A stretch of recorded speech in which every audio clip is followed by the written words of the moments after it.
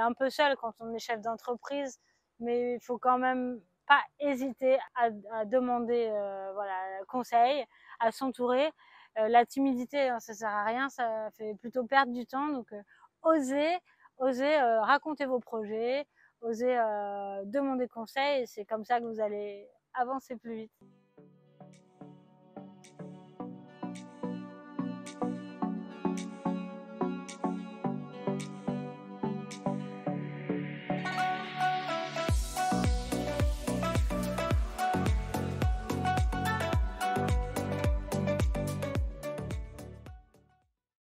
Je suis Alexia Barrier, navigatrice depuis l'âge de 3 ans. J'ai commencé à naviguer en Méditerranée avec mes parents. J'ai eu la chance, finalement, je suis née à Paris, j'ai eu la chance puisqu'ils ont déménagé à Nice et ils nous ont tout de suite emmené, mon frère et moi, naviguer sur un petit voilier de 6 mètres. Alors on n'allait pas très loin, on partait du port d'Antibes, mais c'était déjà l'aventure en famille. J'ai tout de suite adoré cet espace infini qu'est l'océan et ce goût de liberté que ça peut donner que d'être à la barre d'un bateau.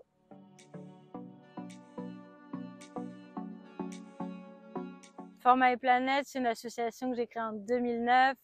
En fait, j'arrivais de transatlantique, on avait gagné la course en équipage sur un voilier de 35 mètres. On était 20 personnes d'équipage, j'étais la seule fille, la seule française. Donc j'aurais dû être super fière de cette victoire, mais elle était un peu gâchée. En arrivant près des côtes anglaises, j'ai eu un peu la nausée en voyant le nombre de pollutions, de déchets qu'il y avait dans la mer. Et à ce moment-là, je me suis dit, il faut absolument que je préserve mon terrain de jeu. Donc j'ai créé Format et Planète. Et j'ai commencé à travailler à cette époque avec des scientifiques. J'aurais proposé de mettre des capteurs sur mes bateaux de course pour leur apporter des informations sur l'océan. Et toutes les compétences qu'on a développées avec l'association Loi 1901, finalement, toute cette expertise, ce savoir, je me suis rendu compte il y a quelques temps, et aussi grâce au Women Palatine Project, que ça pouvait devenir un business en soi. Et toute cette expérience acquise depuis 10 ans, du coup, je l'ai transformée en projet d'entreprise pour vendre de la data sur l'océan et aussi un programme éducatif autour de la réalité virtuelle.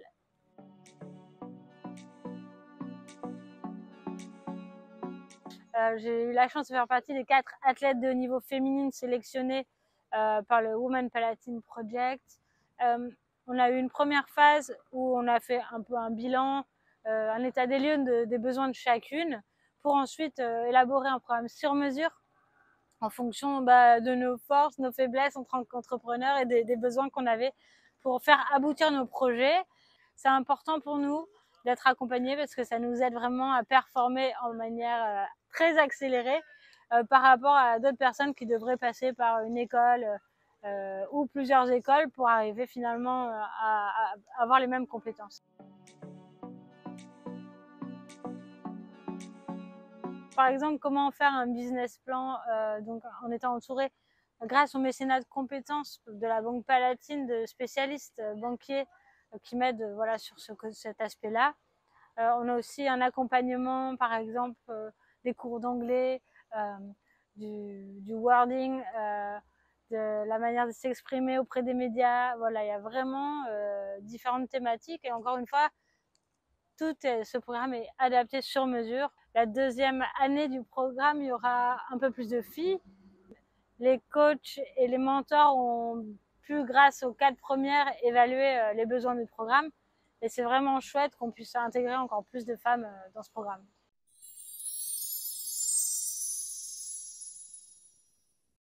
Kai, Johnny, Evan, Marie Taberly qui fait partie de l'équipage, Brian Thompson, la légende du mode 70, et Johnny aussi un grand navigateur. Donc on a vraiment des pros de très haut niveau sur le bateau qui sont là pour vous faire découvrir le bateau. Et si vous voulez participer aux manœuvres, vous pouvez aller là-bas pour mouliner et régler les voiles avec Marie.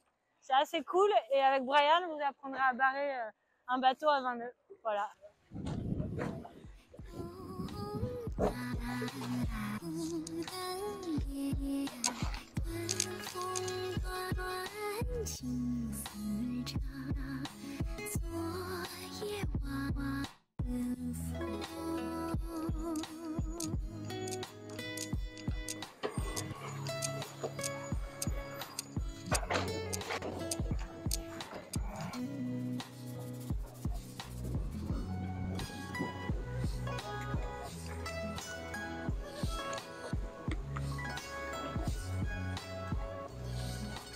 Les voiles de Saint-Tropez, c'est pour nous, grâce à Women Palatine Project, la fondation Alice Milia, l'opportunité de présenter The Famous Project, l'épopée maritime du siècle, un tour du monde 100% féminin pour s'attaquer au record du trophée Jules Verne. Ça fait 25 ans qu'il n'y a pas eu de femmes sur ce record, d'équipage féminin en tout cas. Donc c'est pour moi ici à Saint-Tropez important de porter les couleurs d'Alice Milia. Il y a 100 ans, cette femme qui a fait comprendre qu'on pouvait participer aux épreuves comme les Jeux Olympiques. Avec The Famous Project, on bouge des montagnes, on fait bouger les lignes et on va entraîner dans notre sillage le plus grand nombre de petites filles, de jeunes filles, de femmes qui n'osent pas dire au monde quel est leur projet et les rendre famous à leur tour.